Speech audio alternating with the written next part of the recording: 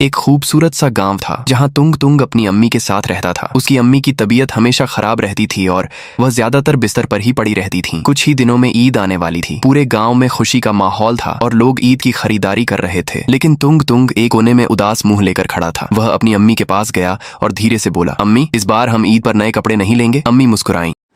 तुम की अम्मी ने कहा, बेटा इस साल हम कपड़े नहीं लेंगे। लेकिन आंखों में हल्का दर्द था। बेटा, इस बार पैसे थोड़े कम हैं, जिस वजह से नहीं ले पाएंगे, लेकिन अगले साल जरूर लेंगे। तुंग तुंग उदास हो गया और बोला, क्या अम्मी, अगले साल भी आपने ऐसा ही कहा था। अगर आप मुझे कपड़े नहीं दिला सकती तो बता देती। तुंग तुंग की यह बात सीधे उसकी अम्मी के दिल पर लगी। उनकी आंखों में आंसू आ गए। वह धीरे से घर के अंदर चली गई। तुंग तुंग का चेहरा घबरा गया। कहीं उसने कुछ ज्यादा तो नहीं बोल दिया। उस रात ईद की चांद रात थी। चांद चमक रहा था और लोग खुशियां मना रहे थे। लेकिन तुंग तुंग घर में उदास बैठा था। तभी एक सफेद कपड़ों वाली लड़की तुंग तुंग के घर के पास आई। तुंग तुंग ने देखा दरवाजा आधा खुला है और कोई सफेद कपड़ों में बाहर खड़ा है, जो हूबहू उसकी अम्मी जैसी लग रही थी। तुंग तुंग ने धीरे से पीछे देखा। उसकी अम्मी तो आराम से सो रही थी। तुंग तुंग का दिल जोर से धड़कने लगा। उसने अपनी अम्मी को बहुत आवाज दी, लेकिन वह नहीं उठी। थोंग थोंग की अम्मी मर गई थी। अब थोंग थोंग अकेला पड़ गया।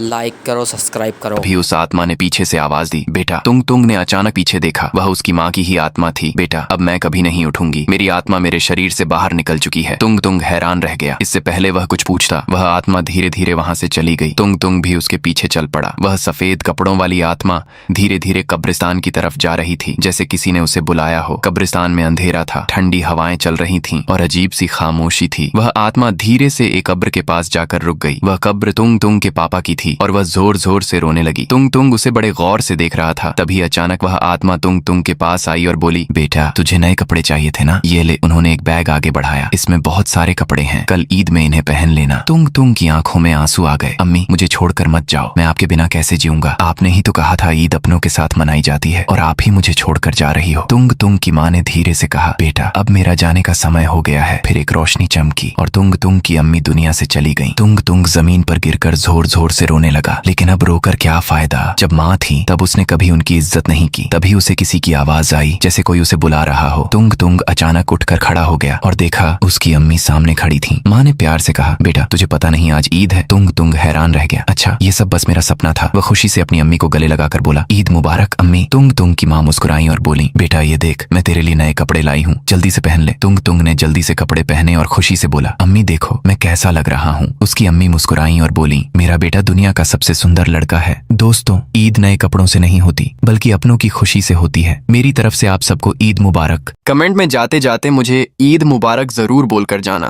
बच्चों, तो वीडियो कैसी लगी? वीडियो अच्छी लगी, लाइक्स और सब्सक्राइब करें। अमेजिंग।